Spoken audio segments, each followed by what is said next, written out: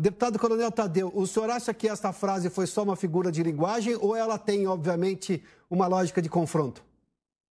De forma alguma, Adalberto. Quando o Lula fala em exército do Stedley, são pessoas violentas, normalmente armadas ou com armas brancas ou com armas de fogo, e que historicamente já promoveram a destruição de muitas propriedades rurais.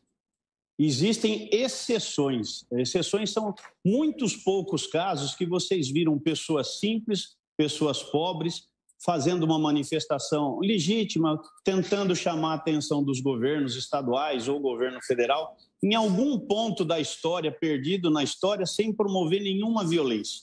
Mas são casos muito raros mesmo.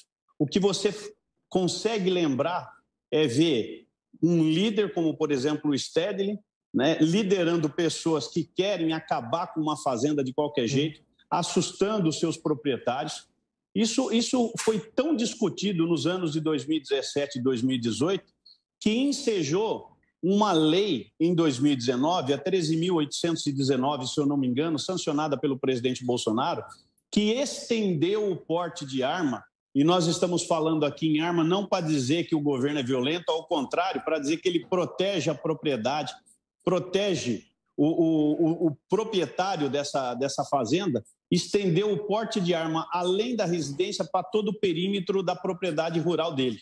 Por quê? Porque haviam muitos movimentos dessa forma praticados com esse modus operandi de você querer realmente destruir tudo e arrancar o proprietário para dizer que aquela terra era improdutiva. O que o presidente Bolsonaro fez, e fez de forma muito acertada, que teve o apoio de todo o setor agropecuário do país, que é estender o porte de arma para aqueles que quisessem andar armados, proteger a sua propriedade. Curiosamente, Piotr, o que aconteceu com os movimentos sem terras? A partir do momento em que o fazendeiro tinha essa autorização para se defender e também defender a sua propriedade. Sumiu. Eu acho que nos últimos 40 meses nós tivemos uma ou duas invasões somente. Demos legitimidade a esse produtor rural e agora ele sabe, se o vagabundo chegar perto da propriedade dele, vai tomar chumbo mesmo.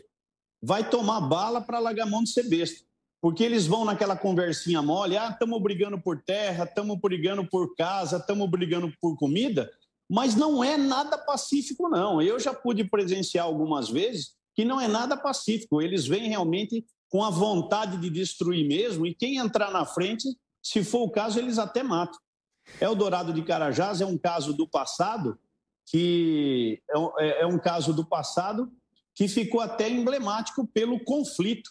Ali havia uma verdadeira intenção de invadir uma propriedade produtiva e a polícia teve que se meter no meio mesmo, teve que ir lá para poder resolver o caso e acabou, diante da intransigência do movimento sem terra, acabou enfrentando a polícia e aí todos nós sabemos do resultado. Houve aquele confronto e ocorreram mortes. Se tudo que o MST fizesse na vida fosse pacífico, pode ter certeza que nós não teríamos Eldorado de Carajás e não teríamos tantos outros casos violentos que aconteceu sempre envolvendo o MTST. A pauta é muito bonita, o discurso é maravilhoso. Nós precisamos da moradia a quem não tem moradia, sem dúvida nenhuma.